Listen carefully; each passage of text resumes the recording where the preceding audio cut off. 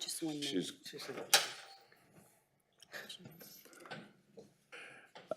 if you would, please call the roll. Chairman Najad, Here? Commissioner Beatty, Present. Commissioner Jabbar, Present. Commissioner Jabia, Present. Commissioner Javed, Here.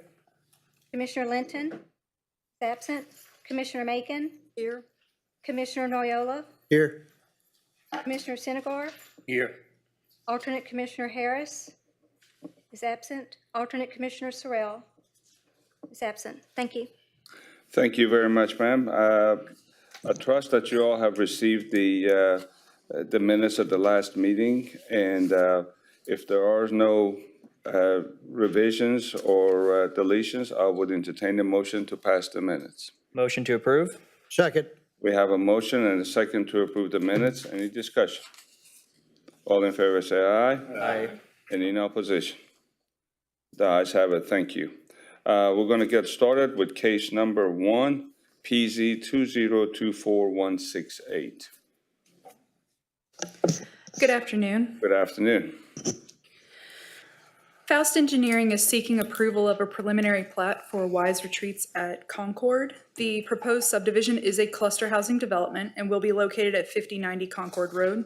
There will be 27 new residential lots along the proposed private street. Water and sanitary sewer services will be an extension of existing city utilities. The development will include common areas, a pond that will be maintained by the property owner and ultimately the HOA. Additionally, the sanitary sewer system will be maintained by the HOA. Mr. Faust is requesting a variance to reduce the required right-of-way radius at the cul-de-sac from a 50-foot radius to a 40-foot radius. Staff recommends approval of the request and waiver with the following conditions. Number 1, water main shall be installed within a 10-foot exclusive water line easement only. Number 2, shall add a plat note stating all common areas, including the detention pond, drainage system, and private streets, shall be maintained by the property owner. Number 3, shall label the detention pond on the plat. Number 4, shall be in compliance with section 28.04.008 B1 special conditions. And number 5 states that the proposed right-of-way radius shall be a minimum of 50 feet and shall be uniform and contiguous. This condition was proposed prior to the receipt of the requested waiver to the cul-de-sac. So should Planning Commission be in favor of the waiver to reduce the cul-de-sac, I will recommend the commission to approve the request with the conditions 1 through 4, and condition number 5 being adjusted to say, with the condition of a fire field inspection. So the waiver to be approved with a condition to a field inspection by fire. On the screen, the area outlined in red. Last year, some time ago, they came in for a rezone off of Concord from, I believe that it was GCMD to RS. And that way they could do this cluster housing subdivision. And I believe it's going to be townhomes. We do have the developer here, and including Mr. Faust. This is the this is the area of the cul-de-sac, I'm sorry, to show that waiver requested.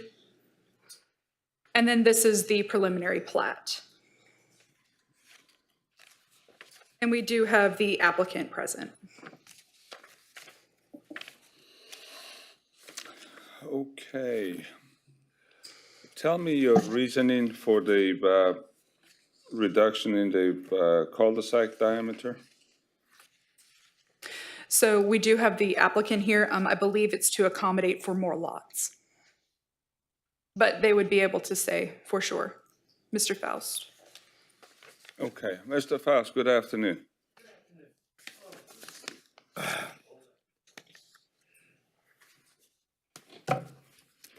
My name is Richard Faust. I'm with Faust Engineering and Surveying. Our address is 5550 East Tex Freeway, Suite O, Beaumont, in the wonderful city of Beaumont, Texas. Yes, we're asking for a reduction in the right-of-way width, the diameter of the right-of-way from 50 feet to 40 feet. And that as you said, is to accommodate some 5 townhomes.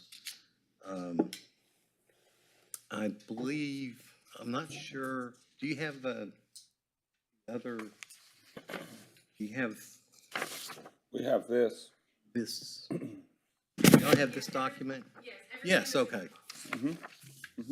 As you can see, if we leave the radius at 50 feet, we will be cutting out lots 26, 27, 12, 13, and 14, which is about 20% of the development.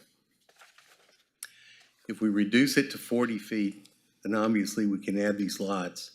We're not reducing the easement or the setback line or the distance of the townhomes from the right-of-way. We're not reducing the radius of the pavement, only asking for a reduction in that area between the back of curb and the right-of-way line. Our utilities, our sanitary sewer is in the rear of the property, so that won't be affected. Our water line is on the north side or the upper side of the right-of-way. It's within the right-of-way. So it shouldn't affect any utilities. Is there enough radius for a fire truck to make it? Yes, because we're not changing the pavement width. So the right-of-way or the pavement diameter stays the same. So it's 33 feet, just like any other right-of-way section.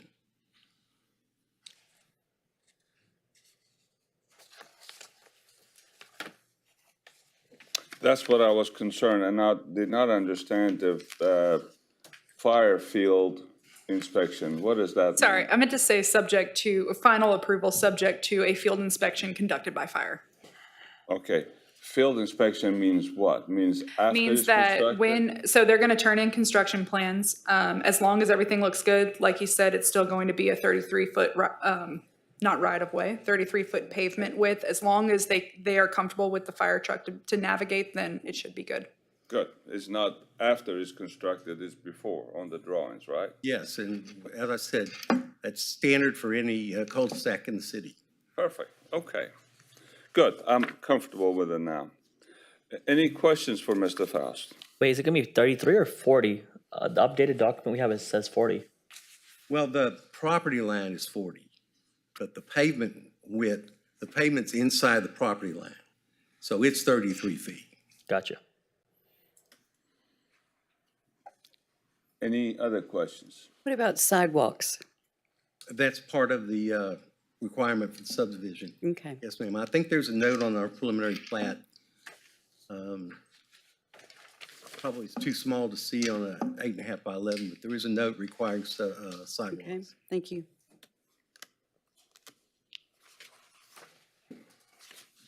So being cluster housing, is the parking gonna be like a garage parking, or is it gonna be a driveway? What's gonna be the parking situation? There's going to be a garage underneath the structure.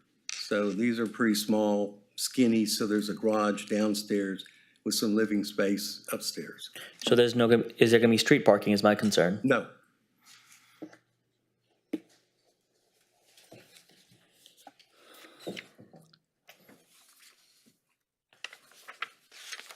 But there will be garage parking for the owners of the property. Then, of course, there's a driveway, so you can pull an additional vehicle in. So just like a city street. So do you happen to know how big the driveway is gonna be? Like, is it gonna be 1 car length, 2 car lengths? 1 car length. 1 car length. Yes, sir. Any other questions?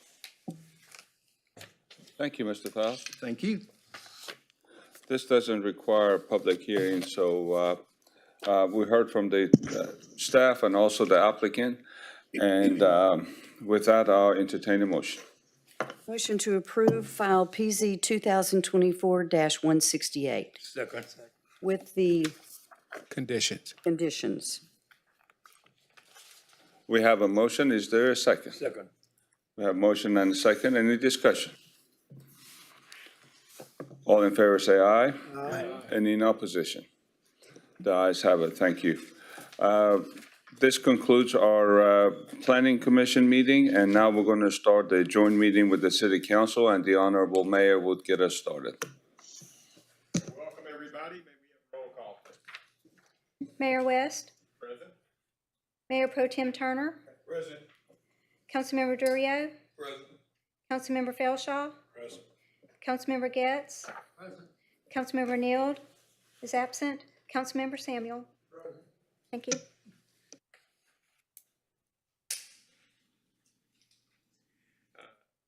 This is a joint meeting with quorums of both City Council and the Planning Commission. The only opportunity to speak on these items is today. The Planning Commission will make a recommendation to City Council. The items heard today will come before City Council on the next available agenda for a decision. There will not be a public hearing on the item at the City Council meeting. Again, the only public hearing will be today. Thank you for coming. I'll turn it over. Thank you, sir. This is not the one that was pulled, was it? Price on? No.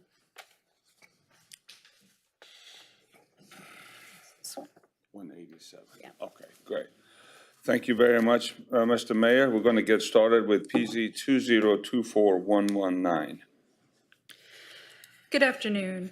Cornell Price requests approval of a specific use permit to allow the construction of a duplex at 221 North Parkway Drive. The intent of the project is to provide more housing options to the community and promote infill development of vacant properties throughout the city. Our comprehensive plan of Beaumont identifies this property to be located within a stable area. Stable areas states that vacant properties within these identified areas are good to excellent development sites, and therefore the request appears to align with the plan. Staff sent 25 property owner notices and received 0 in favor and 0 in opposition. On your screen, the area outlined in red is under review. This is the site plan. It's going to be about 2,000 square feet, 1,000 square feet in each dwelling, each side. This is the subject property. This is north, south, east, and west. And we do have the applicant present. Thank you, ma'am. Any questions? And the applicant? Good afternoon, sir. Would you please state your name and address for the record and tell us more about your project? My name is Cornell Price. The address is 5610 Old Dowling. I just want to put some more residential living spaces in the city of Beaumont. Good. Do you have anything else to tell us about this piece of property? It's a duplex, it's 2-bedroom, 2 baths on each side of the home. Like she said, it's about 1,000 square feet of living space. And there is a garage or parking in there for It's parking. It's a single driveway for 2 cars. single driveway for 2 cars? Okay, great. Any questions for the gentleman?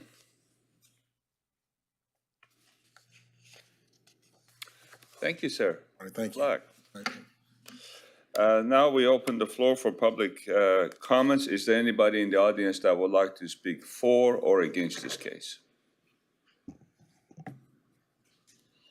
None is heard, so we close the public hearing. We heard from the staff and also the applicant, and I would entertain a motion. Motion to approve? Second. We have a motion to approve and a second. Is there any discussion? There are conditions. With the 2 conditions. With the 2 conditions. Here, I'll start that over. I'll start over. A motion approved with the 2 conditions? Second motion. And a second with including the conditions. And there's no discussion, right? All right, all in favor say aye. Aye. Any in opposition? The ayes have it. Good luck, sir. We're going to go to PZ 2024123.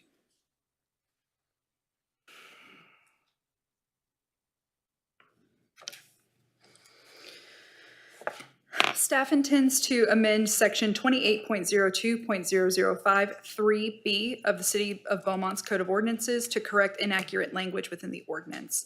The ordinance was amended in April of 2023 to be compliant with the passing of House Bill 1475.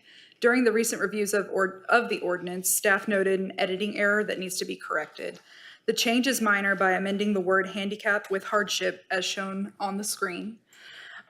This item was heard and recommended approval by the Board of Adjustment on June 6, 2024, as that amendment does affect that board. And now it's before Planning Commission. The proposed correction is in accordance and compliance with House Bill 1475. Any questions? Great. Seems pretty simple, doesn't it? We need a motion to approve, right? Yes, sir. Okay, I entertain a motion, please. Motion to approve? Second. We have a motion to approve, and there's a second, and any discussion? All in favor say aye. Aye. Any opposition? The ayes have it, the motion's approved. PC 2024169. Yes, sir. Justin Broussard is requesting approval of a specific use permit to allow a 73-lot RV resort at 6185 Bennett Road. This request was approved by City Council in 2019. However, specific use permits expire after 2 years if no movement has been made towards the use. The development will have water, electricity, and sewage hookups, a playground, dog park, office clubhouse, recreational game room, and laundry facilities for guests of the park. Planning staff recommends approval of this request with the following conditions. Number 1, shall be in compliance with section 24.06.008 minimum standards for type C recreational vehicle park. Number 2, shall be in compliance with section 28.04.006 landscaping and screening requirements. Number 3, shall provide directional lighting to reflect away from the surrounding residential properties. Number 4, the property at 6185 Finette Road is located within the Special Flood Hazard A Zone. All improvements for the proposed development shall be in strict compliance with applicable local, state, and federal regulations, including Section 24.05 of the city's Code of Ordinances for flood damage prevention. Number 5, construction plans must meet all requirements by water utilities for any water and sanitary sewer improvements, including any requirements of the city's backflow, pre-treatment and/or fog program. Number 6, no permanent structure or appurtenances shall be placed within the easement property, including RV pads. Number 7, water and sewage crossings and separations shall follow all TECQ standards. Number 8, construction plans shall comply with all applicable fire and building code requirements. And number 9, shall install a 5-foot sidewalk along Finette Road, either in private property or within TxDOT right-of-way with proof of applicable TxDOT permits. Staff sent 4 property owner notices. We received 0 in favor and 0 in opposition. The area outlined in red on your screen is the area under review. This is the site plan. And again, it's going to be 73 lots within it, or 73 pads. Subject property, northwest, northeast, southwest, southwest continued. And for that condition for the directional lighting, although there's not much residential out there, if you'll notice on the on this slide, it is surrounded by residential single family. So should any development occur on those lots, we want to make sure that they're screened because it would be for single family purposes out there. I do believe that we have the applicant present. Great. Good afternoon, sir. If you would state your name, address for the record, and tell us more about what you're about to do. Justin Broussard, address is 2741 Maxwell Street. Did you have a question? Are you in Beaumont? I live in Houston, Texas. Maxwell Street in Houston. Yes, sir. All right, sir. Do you understand all these conditions that the city is asking for? Yes, sir. I've reviewed them, and I'm not an engineer myself, but I'm partnering with an architect and an engineering firm to ensure that we comply with all of the city and planning commission's requirements in order to proceed. Perfect. Mr. Broussard, is this something that you've done before, or are you just venturing into a new thing here? I'll be venturing into new territory. I do own several apartment complexes. I own duplexes, fourplexes, so I'm familiar with multifamily tenant management, but this will be my first RV park commercial development. But it'd be easier than apartments. Yes, I hope so. That's the goal. All right. Any questions for the gentleman? Did you come before us earlier? Is this from another year? What was the year on that one? 2019. 2 years, yeah. Did you come before us, or was it another person who owned the property? It was another person. It was actually my father. We were going to do the project together, but he got sick with pancreatic cancer in 2019, so we weren't able to proceed. So I'm here today in hopes to finish our work. Yeah. You already own the property? Yes, I do. All right, thank you. Absolutely. Any other questions? Thank you very much, sir, and good luck to you. Thank you.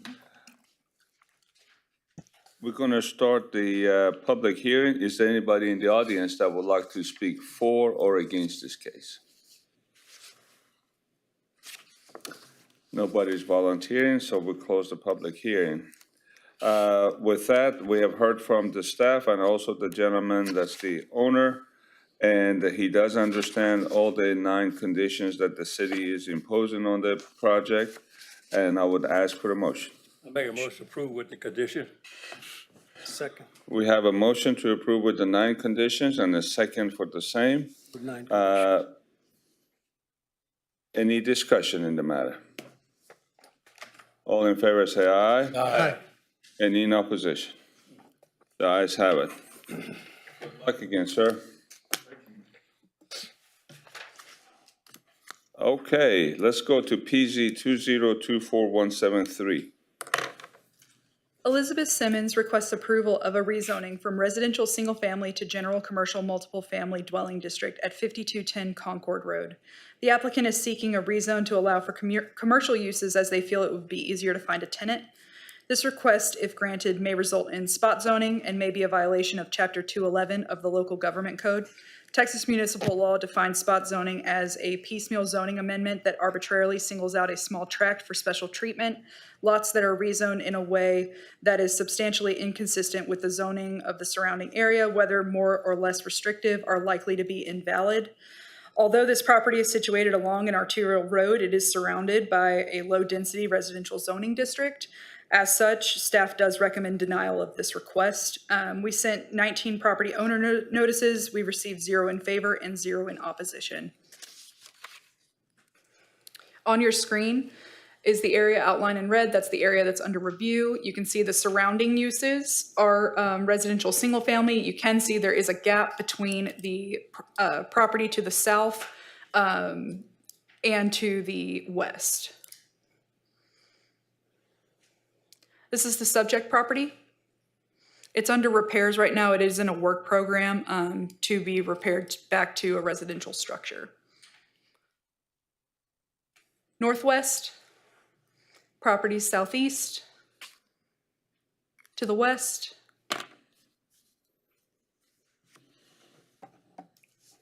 And I do believe we have the applicant present. Great. Mr. Simmons? Good afternoon. Good afternoon. Would you state your name and address for the record and tell us more about your property? I am Elizabeth Simmons. I currently reside at 5220 Roberts Road in Beaumont. I have owned Concord for many years. It's been in our family quite a few years. When the expansion of Concord took about half of my front yard, I was not able to keep a tenant in the house due to the road noise and the vibrations from the traffic. So I am asking for being able to put a commercial venture in there, basically office space. I'm wanting to put an office in there, like a tax person or a lawyer or an insurance agent or something along that line. I do realize I probably applied for the wrong thing. This is my first time to try this type of thing, so I'm considering this a lesson in getting things done. But I do believe I'll probably have to reapply for specific use instead of rezoning. After I saw the agenda and what everything else was on there, it's like, oh, I think I picked the wrong thing. Again, this is my first time for this type of activity, so I'm using it as a lesson. I don't consider it money wasted. It's a lesson learned. Well, you're a very graceful person. At least you won't be keying my car when you leave today. No, not at all. All right. Well, you do understand the reason for the denial, right? Yes, I do. All right. Thank you very much, ma'am. We're going to make this very short and quick. I've got a quick question for you. When was the last time that you had a renter in this location? Probably 7 or 8 years ago. It's been a while. So it's just It been took them vacant? 3 years to actually fix concrete in front, Concord in front of my house. So it was under construction for years, and I couldn't put a renter in it then. And then my son lived there for 2 years after Harvey because my house was flooded. He moved in. And since then, I have not been able to put another renter in it either. He moved out a couple of years ago, but it's just been empty, sitting there. So in order to make it more usable and put it back out to where I can make some money off of it, I do need to probably put it as an office space instead of a residence. Okay, thank you. If you don't mind, get with the staff and they will guide you through this process and see what is it that you can do that would be feasible for the neighborhood. Okay. Thank you very much, ma'am. So do we need to take I actually have a question for staff. Can we table it and just to save her a little bit of money, can we table this and maybe get her to change like the request? Well, I was going to make a motion to do so, but. So at this time, this is a request for rezoning. So I would like to clear it, this is, go back to this is a residential single family, so it's very limited on what can happen there. Office use would not be allowed. You could do a home occupation. We can get you the set parameters for that, but it couldn't have any foot traffic to your house. It wouldn't allow for tax services. What we looked at very quickly is that you could do home-based daycare, but we would love to talk with you on what we could do at that property. Although residential single-family zoning district is limited with the uses. Okay. What can we do so she doesn't have to pay another fee? So it could be residential. No, I mean, right now, as we're not going to make that decision. How do we allow her to come back without her paying another fee? Well, tabling this item wouldn't be beneficial because she applied for a rezoning at this point. All right, lady, we tried. Okay, Thank that's you very fine. Like I much. said, I consider it a lesson and, you got to pay for your lessons, so. It wasn't that bad. Okay, but I will reapply for specific use. Thank you. Thank you very much. You have a good day. Is there anybody in the audience that would like to make a comment about this, for or against? None is heard, so I would entertain a motion. A motion to deny? All right, and is there a second? Second. All in favor say aye. Aye. Any in opposition? The ayes have it. Thank you. We'll go to PZ 2024176. Larissa Payton, on behalf of Andre Como, requests an amended specific use permit to allow a mortuary and crematory at 3510 Sarah Street.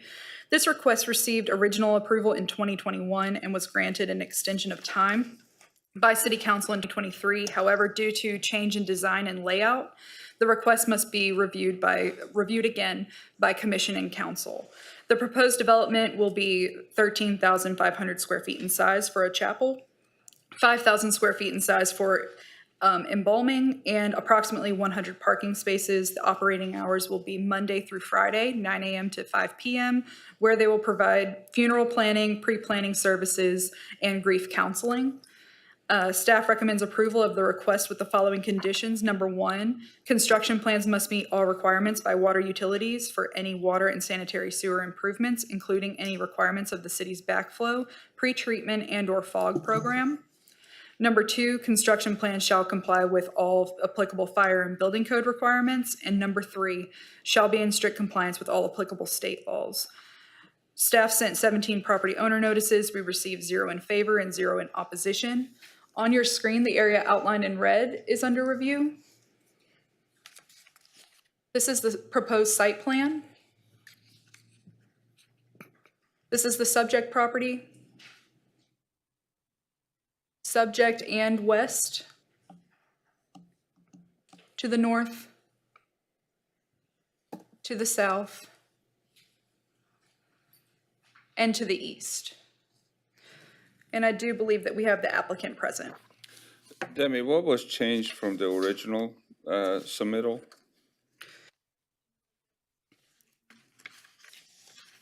One moment.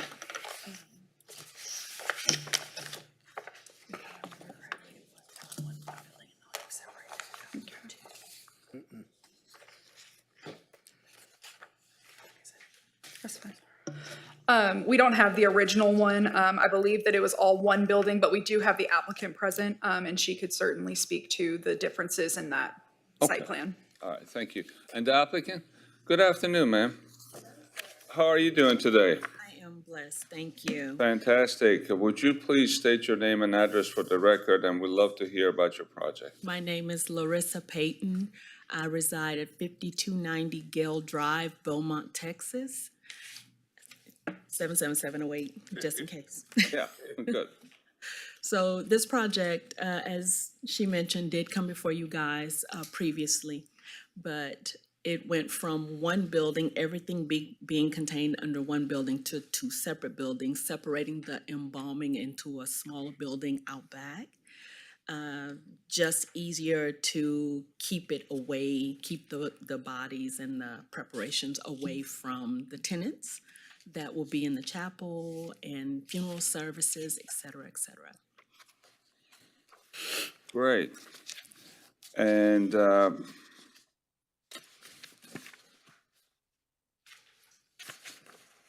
the owner's going to be, Come on.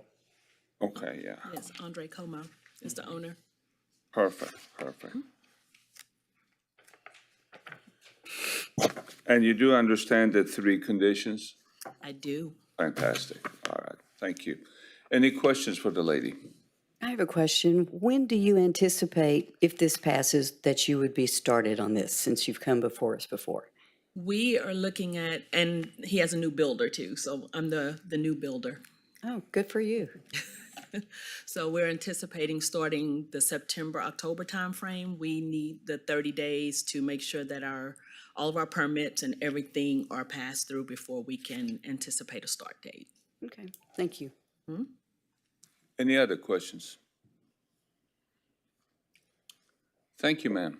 Absolutely. Good luck. Thank you. We're going to open the floor for public comments. Is there anybody in the audience that would like to speak for or against this case? None is heard, so we'll close the public hearing. We've heard from the applicant's agent and also the staff, and they do have new drawings, and they do understand the 3 conditions. With that, I would ask for a motion. I make a motion to approve with the condition. We have a motion to approve with the 3 conditions and a second for the same. Any discussion? All in favor say aye. Aye. Any in opposition? The ayes have it. Thank you. Demi, you didn't break your own record, but we are at the last one. PZ 2024198. Yes, sir. Planning staff is requesting to amend section 28.04.008B19 of the city's Code of Ordinances to amend the requirement of 24-hour supervision, on-site supervision to residential care uses. At this time, subsection B19, subpart D, states a facility must provide 24-hour on-site supervision of its residents or clients. While some residential care uses may necessitate supervision, it should be noted that some do not. The requirement of on-site or 24-hour on-site supervision may impede the process of operations or even terminate feasibility of a project for a needed community service due to cost and other necessary resources. Staff is recommending the following amendment that will allow the director to examine the necessity of 24-hour on-site supervision as it relates to the use and criminal history of a property rather than it being a requirement for the uses categorized as residential care. Staff is recommending approval of the request. On the screen is the proposed verbiage. I can read it aloud. A facility may be required by the community development director to provide 24-hour on-site supervision of its residents or clients on the basis of necessity or history of criminal activity associated with the proposed location. And so that is the request before you guys. Will you explain residential care for the ones that are sitting here? Yeah, so residential care, some of them are, well, it's a wide range, and we go out of the we go out of the sick book that is prescribed by the federal government. And so it covers a range of uses. So some of them list halfway homes and things like that, foster homes. Those are uses that would require 24-hour on-site supervision. However, some uses are, for instance, places like the House Center, where it's more of a supporting environment, and they live there to more so as a residence instead of more of a residence and supporting environment rather than a place where you would need 24-hour on-site supervision, such as foster care homes. That's children. Obviously, they would need to be supervised. But again, this is to be able to amend that requirement of the on-site supervision, not to eliminate it totally. So I want to be very clear about that. And it would give the ability to look at the necessity of it by the use, or if that is a site that has been associated with criminal activity, then that would require that on-site supervision. Or if they have other measures in place. So just really be able to work with the customer so that we can provide community services to our community. Are they having any security or anything, or just supervision? So it would be how it reads right now, any residential care would have to provide 24-hour on-site supervision. So to me, that reads as someone would have to be employed on-site for that supervision, or they would have to, some do it where that person resides at the place, and they're in charge of that. But I would like to reduce or amend the requirement of 24-hour on-site supervision. Demi, I don't disagree with your logic, and I do understand about the cost. As an engineer, I've always had a hard time with the word may. And I have a hard time with you owning the responsibility of being the decider on what happens. Help me, guys. I'm looking for a language that would be a little bit more decisive, and it would, decisive is not the right word, a wording that would be more solid in how we're going to determine who has to have supervision and who doesn't.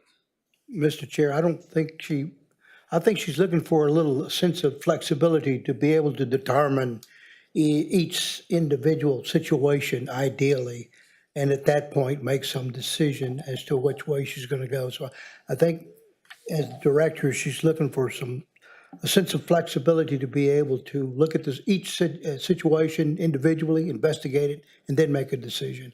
I think that's why she used the word may. But that's really an opinion, correct? It would be based off of what they're, the conversation that we have, are they providing other security measures, such as fencing, such as security camera systems, such as all these other things. And it's not necessarily that, it has to be on site. Of course, there's some, right? Like they're probably going to be employed for a certain amount of hours during the day, business hours, some on the weekends. So it's not to negate supervision in total. It's just that the having to employ individuals 24 hours, it could become costly to these 501c3s that are providing, services such as, even, homelessness. That is an issue in our community right now.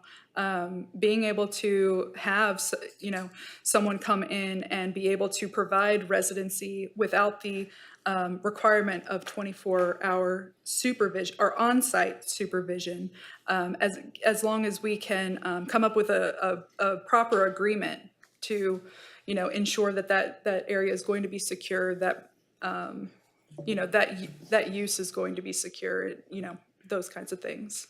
I hope I answered the question correctly. Just or a quick, accurately. just so I understand this, if the verbiage changes to may, or a term similar to that, how does that affect the businesses that are currently in existence that were, quote, required? So those would be, anytime that there is a text amendment, and I'll let legal interject on me, but if there's a amendment to the text, those that are existing are grandfathered at that point, and they can continue as such. Those that are new would fall under these requirements, and that's typically how that goes. Okay, thank you. Perhaps you could add a facility on a as-need basis may be required. And I think that would probably suffice. I'd like to know how this come about. What triggers this? Yeah, so we've had conversations with 501c3s and whatnot, and whenever we go over this this requirement, there's, and subpart D is just one of them. There's others that you have to notify your property owners, you have to put up signage and everything like that.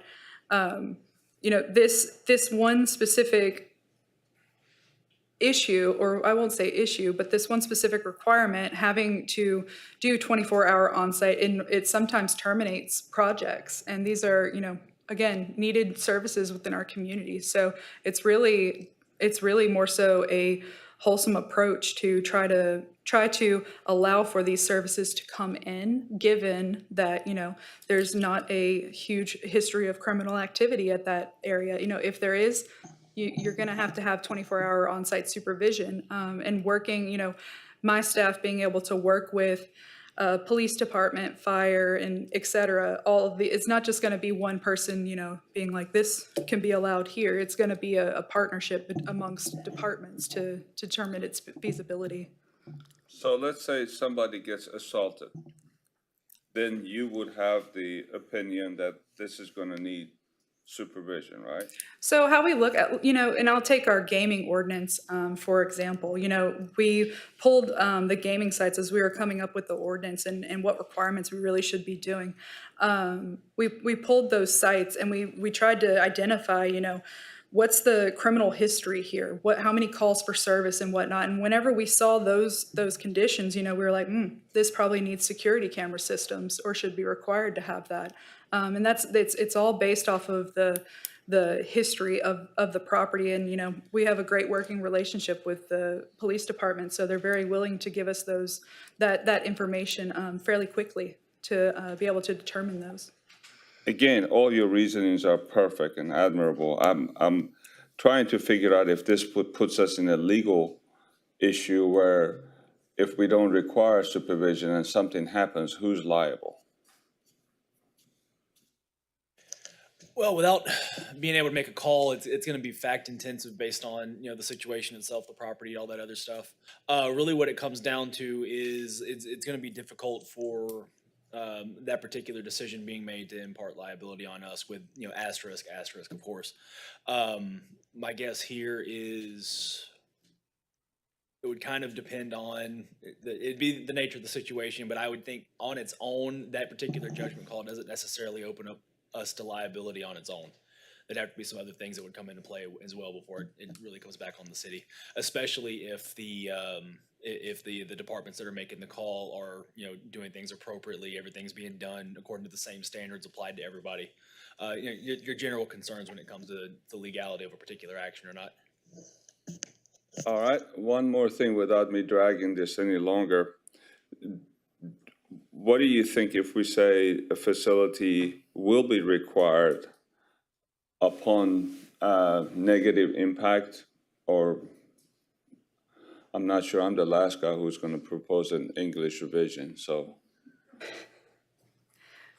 I just I'm gave you trying to an make out. sure you're not the one making that decision. You have to own it for the rest of your life. I appreciate that. Yeah. If it would make sense, we can always table. We can continue to work on language. And again, this is for flexibility to work with them. I But if perfectly it's, understand that. I just want to make sure that we come up with something that number one, would not be one person's judgment making that decision, because we're certainly going to get in a lot of trouble with different people coming in here. well, And the way people present themselves, they can embellish the facts here and there, and then they put you in a situation that you agree with it. Then 2 weeks from now, all of a sudden, wait a minute, we made a terrible mistake. So if you don't mind, I would make a motion to table it for you to work on that, maybe with the legal a little bit, and give yourself some more of an authority based on facts. And then we'll go from there. Do you agree? I want to ask you first before I put it out. well, all I can do, my recommendation is approval, and then of course it's reviewed by y'all and also council. So Anybody else on the Well, commission? I think that what I had mentioned earlier as a remedy for this would be as needed, and she would be making the decision. I don't think we're just beating this to death, because we're not going to be liable for that. And that's what happens with HUD programs all the time. The community development director, in an effort to make things flexible, they're allowed to make those type of decisions. And I think that we're just going overboard with this, and we just need to go ahead on and get this out of the way. That's my thought. Would it make you more comfortable if there's an appeals process, maybe? She's going to be vetting those organizations. When they come to them, they'll be looked at carefully. It's not like they're going to haphazardly go and approve something that's perhaps not warranted. Okay. Anybody else has an opinion? Why don't we just put it out for vote? That's the democracy in the business, right? Well, All right. I'm sorry. Go ahead. I will No. add, a lot of the ordinances, mention the city manager or their designee. So it's not necessarily that it's just the city manager's decision. Of course, it's a collaboration. And I don't want it to seem like it would just be everything on me. Of course, it's a collaboration of staff and departments and proper review, and that it's not just, and by proper review, those things are pulling those records from PD. What is the use? What are the implications of that use? What does state law say? Does state law require it?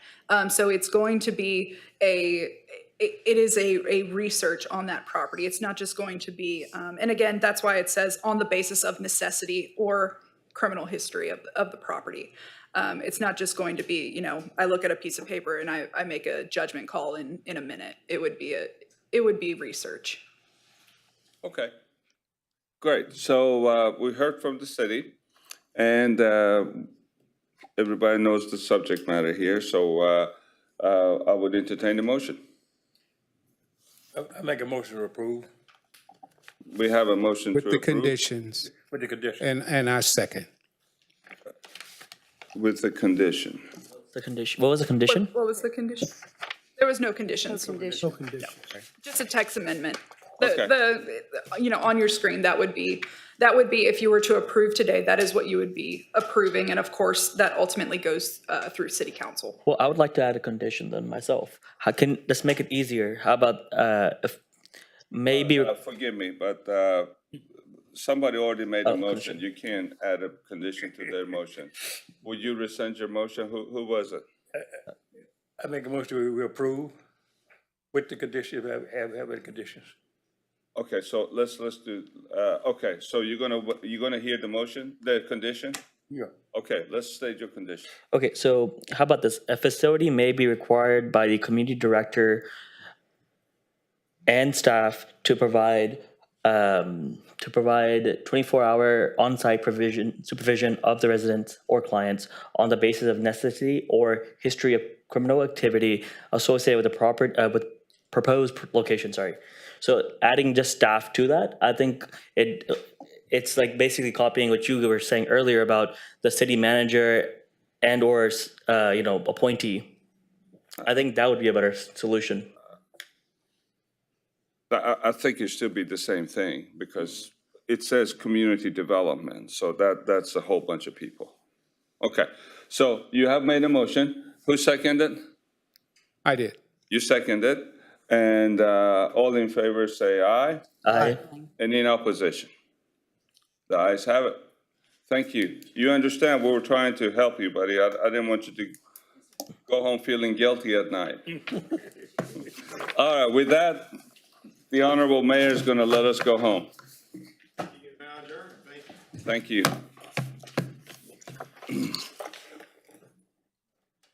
you.